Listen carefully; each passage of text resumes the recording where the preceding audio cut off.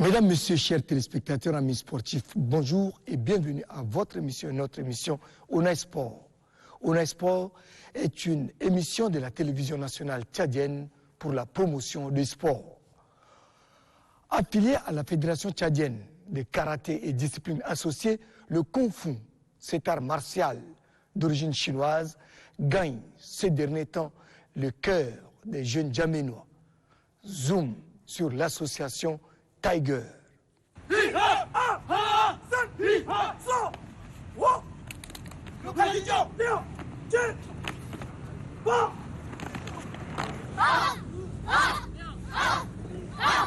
Art martial d'origine chinoise, le Kung Fu est selon la tradition chinoise créé au 5e siècle par le moine bouddhiste Bodhyabdama. Celui-ci enseignait cet art aux moines du temple de Shaolin pour les aider à se défendre contre les fauves et les brigands qui rôdaient autour du monastère.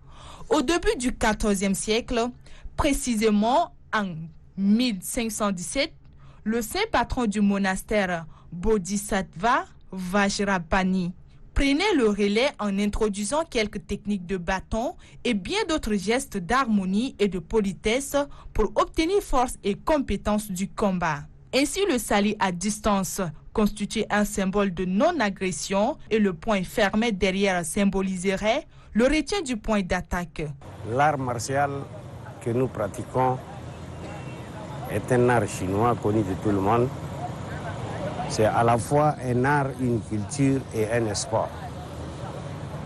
Donc, en apprenant cela aux enfants, d'abord sur le plan sanitaire, ils peuvent être épanouis. Sur le plan intellectuel, ils peuvent être ouverts et ils auront une bonne physique pour une bonne maîtrise du corps. Dans le monde entier, quand il y a une organisation de karaté, c'est le Kung Fu qu'on invite pour ouvrir les balles. Les disciples du monastère sont des jeunes garçons sélectionnés généralement par les meilleurs élèves des écoles martiales de la Chine tout entière.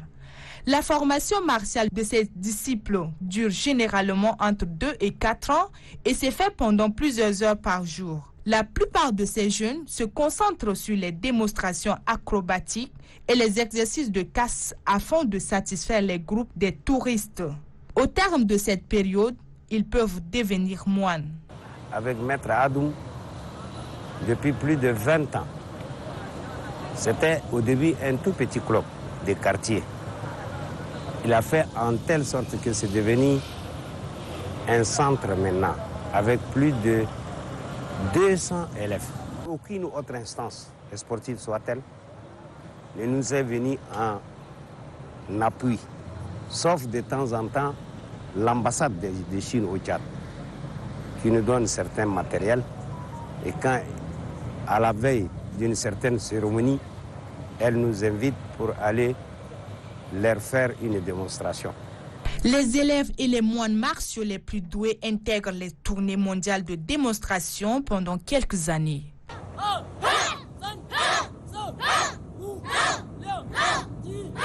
La Fédération tchadienne d'athlétisme a connu des difficultés en 2019. Ces difficultés ont amené le ministère de la Jeunesse et des Sports à dissoudre le bureau exécutif. Cette situation a entraîné la suspension des activités de la dite fédération jusqu'en 2021. Quel est l'état de lieu de cette discipline sportive qui se prépare à défendre le tricolore national dans des compétitions internationales en cette année 2022? Confrontée à des difficultés d'ordre organisationnel en 2019, la Fédération tchadienne d'athlétisme a été sanctionnée par le département de la jeunesse et des sports. Cette sanction a eu des répercussions sur les activités de la dite association sportive. La suspension, qui a duré plus d'1 an, a été levée à la fin du premier semestre.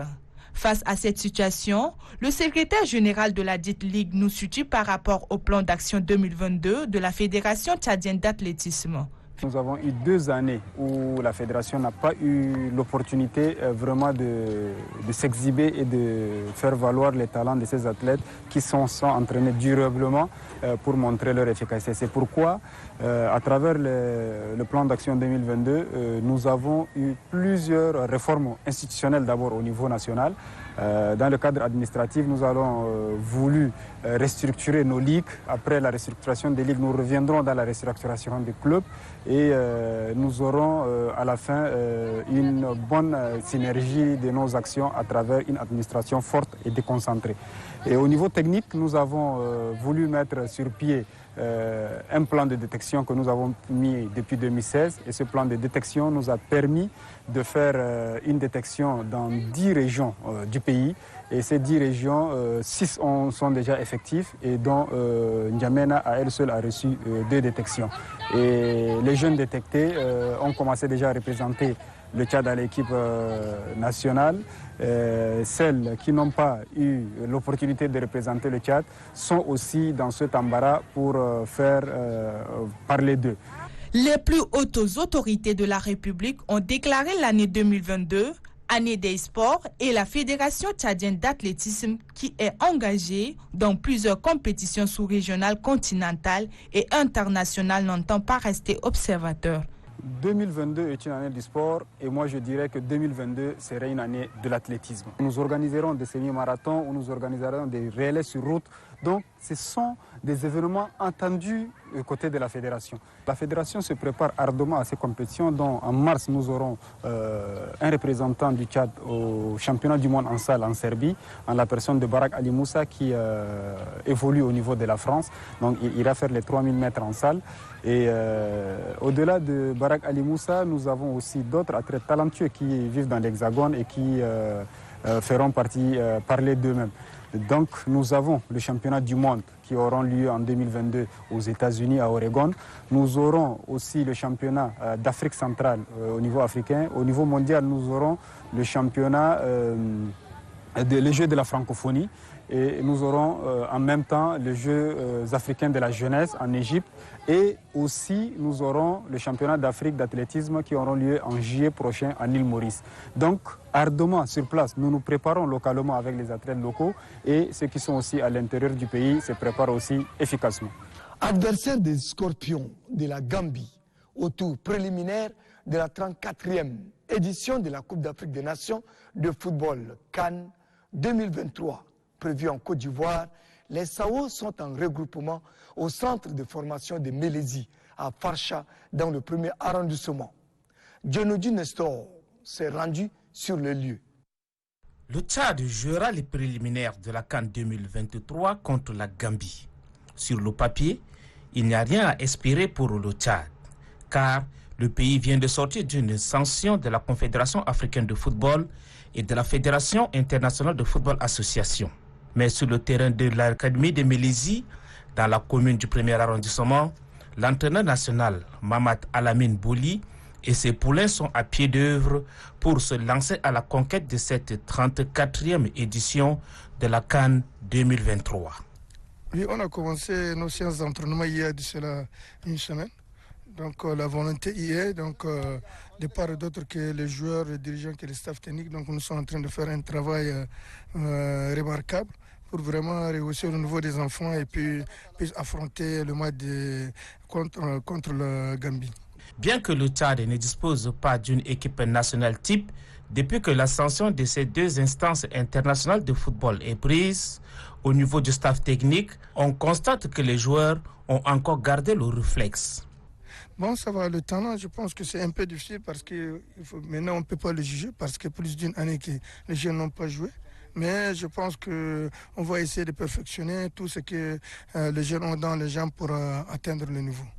Les supporters qui ont soif de voir l'équipe nationale briller à la 34e Coupe d'Afrique des Nations ont fait le déplacement au terrain de l'Académie de Mélésie pour observer les joueurs sélectionnés et surtout le plan de travail des préparatifs. Suivons le déplacement du ministre de la Jeunesse et des Sports et son staff au centre de formation de Mélésie pour galvaniser la présélection et le staff technique. plus qu'un mois et les Sao du Tchad affronteront les Scorpions de la Gambie, l'une des révélations de la 33e édition de la Coupe d'Afrique des Nations de football pour les préliminaires de la 34e édition de cette prestigieuse prévue en Côte d'Ivoire. La présélection, qui est en regroupement depuis une semaine au centre de formation de Mélésie, avec le staff technique, ont reçu la visite du ministre de la Jeunesse et des Sports et son staff. Nous avons une présélection de 30 joueurs qui sont cooptés dans différentes équipes de la capitale. Donc nous avons commencé les entraînements se déroulent comme il se doit. Parce que nous avons prévu une présélection. Après, ils vont faire un casernement au niveau local de N'Djamena à partir du 24. Ça nous permettra de faire un travail avec le jeune comme il se doit pour qu'on puisse avoir le meilleur d'entre eux qui vont être mélangés avec les joueurs professionnels qui vont venir à Douala. Donc nous avons prévu une mise au vert à Douala à partir du 10. Donc les joueurs professionnels vont rejoindre le groupe. C'est un groupe cosmopolite, donc à partir de là, on va constituer notre équipe. Pour le ministre de la Jeunesse, des Sports et de la Promotion de l'entrepreneuriat, l'objectif de son déplacement traduit le soutien et les attentes du gouvernement et du peuple tchadien vis-à-vis de leurs prestations. Vous-même savez combien de fois c'est un défi. C'est un défi pour tout le peuple tchadien et un défi particulièrement pour tous les dirigeants du Tchad. Depuis plusieurs années, nous nous battons pour pouvoir atteindre un niveau dans les compétitions internationales. Après un temps mort dans tout le football, nous avons bien voulu prendre le défi d'atteindre un niveau plus haut dans la présélection de Cannes. Sachez que tout le peuple tchadien vous regarde. Il regarde également tout le staff, le ministère aussi, parce que nous recevons chaque jour, que ce soit des orientations, que ce soit des avis sur l'équipe nationale. Et je pense vivement que tout le monde est axé sur la réussite de l'équipe nationale de football tchadien. Et ce fardeau, c'est vous qui le portez. Nous, notre mission, c'est nous assurer que vous puissiez avoir toutes les conditions nécessaires pour mieux porter ce fardeau. Et nous faisons confiance à l'équipe technique qui vous accompagne, au comité de normalisation qui fait un très beau travail.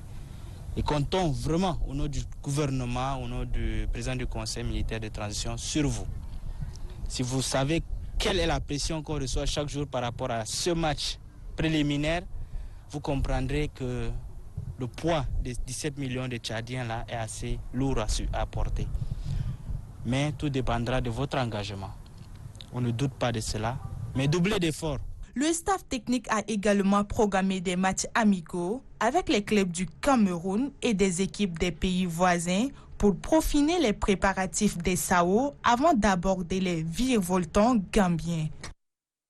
La Ligue de football de la province de N'Djamena a retenu la date du 25 février pour le lancement du championnat de la dite Ligue en première division.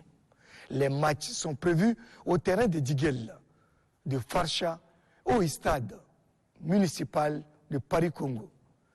La saison sportive 2020-2021 était déclarée une année blanche par rapport à la décision internationale que le Tchad commence à partir de la saison 2021-22. Et sur la base de notre assemblée générale, nous avons retenu 12 clubs qui doivent prendre part au championnat de la nouvelle saison. Donc je pense qu'on a fait un tirage avec 12 clubs qui retenir la date pour le démarrage le 25 février.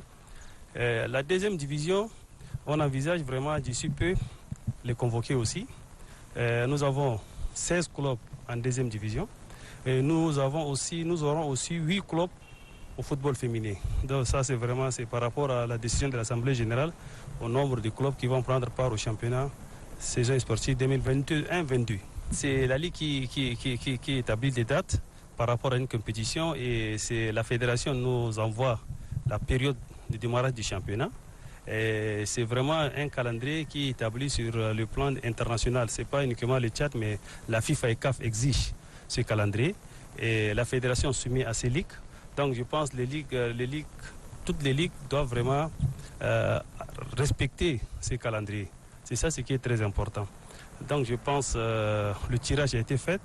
Il y a eu une invitation du club Et sur les clubs qu'on les a invités, je pense sur cette base qu'on a fait le tirage. Donc le tirage ne demande pas le nombre complet de clubs. On peut le faire à la média, à la télé ou n'importe où, c'est-à-dire pour que les gens sachent qu'il y a vraiment la transparence dedans. Nous avons 3 terrains retenus pour le championnat en première division. Nous avons 4 terrains retenus pour la deuxième division. Le football féminin, on va initier aussi les Soulik. Ils ont des espaces pour permettre au championnat parce que vu le nombre de ces clubs, je pense que les 3 stades ne peuvent pas suffire. La Ligue a retenu la journée de samedi et dimanche pour la première division. Et mercredi, jeudi aussi pour la première division. Donc chaque vendredi, nous jouerons la deuxième division. Et chaque lundi, nous jouerons le football féminin. Donc je pense qu'il faut avoir un nombre suffisant de terrains pour vraiment jouer ces championnats. Par rapport aux subventions, je pense qu'il n'y a aucun club qui est subventionné, ni la Ligue. C'est un peu difficile. Donc je pense côté politique, l'État déjà a mis vraiment l'accent sur le sport et nous profiterons de cette micro vraiment demander aux sponsors. C'est un peu difficile parce qu'une ligue sans un sponsor, un club sans un sponsor, c'est pas facile. Nous, au niveau de la ligue, on est en train de faire des démarches et c'est insuffisant. Maintenant, il faut qu'on appelle grâce à la télé et quelques radios, médias. Nous demandons vraiment aux sponsors vraiment de venir soutenir la ligue et ses clubs. Il faut vraiment des sponsors et le soutien vraiment de l'État. Ça, c'est vraiment primordial. Donc, N'Djamena est la seule ligue qui fournit presque 80% de ses joueurs à l'équipe nationale. Vraiment, s'il plaît, Tabondier, d'abord vous aurez le soutien de tous les responsables de N'Djamena pour accompagner l'équipe nationale. Et soutenir même aujourd'hui, il y a déjà une liste que les meilleurs sont choisis. Et peut-être compléter avec les diasporas, on aura le résultat. Donc le football, c'est vraiment, c'est pas parce qu'il est non. Il faut avoir le sérieux et bien préparer l'équipe, c'est fini. La promotion du basketball est à la une au pays de Toumaï. Et comme preuve, l'ambassadeur de France au Tchad, Bertrand Kocheri, a réfectionné le plateau du lycée Collège Sacré-Cœur, remis des équipements et inauguré ce du plateau à l'école de basketball Dream Bicom Tru. C'est un ancien plateau de basketball du lycée Sacré-Cœur qui a été complètement refait grâce au financement de l'ambassade de France au Tchad. Ce terrain rénové a été remis officiellement à l'école de basketball dénommée Dream Bicom Tru, une initiative des anciens basketteurs internationaux sous la houlette de la Fédération tchadienne de basketball. Cette école se lance depuis une année dans la promotion du basketball à la base. L'ambassadeur de France au Tchad, Bertrand Kocheri, apprécie cette initiative. C'est un beau succès et puis c'est aussi un message d'encouragement pour tous les enfants, tous les jeunes qui sont autour de nous cet après-midi. Parce que Dreams Come True, et c'est pour ça qu'on a décidé de le soutenir, porte des valeurs, porte un message, celui de la réussite dans le domaine sportif et dans le domaine scolaire. Essayer d'atteindre l'excellence dans ces 2 domaines, ensemble, en même temps, c'est pas contradictoire. Et ça, c'est une chose essentielle. La deuxième chose que j'ai dite aux enfants tout à l'heure, c'est que n'oubliez jamais une chose. Dans la vie, comme dans le sport, comme dans les études, on ne réussit jamais seul. C'est l'esprit d'équipe qui fait la force dans le sport, qui fait dans la construction d'un pays, dans la réussite scolaire. Il ne faut jamais garder le ballon pour soi seul. Il faut toujours le faire circuler et c'est comme ça qu'on gagne.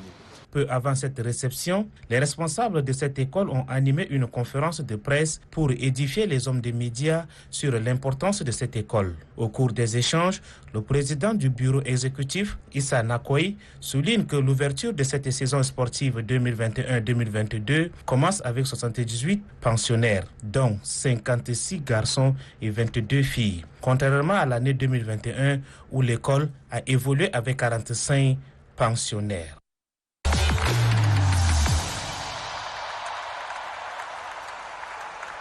Mesdames, Messieurs, merci de votre fidélité renouvelée sans cesse à la Télé Tchad.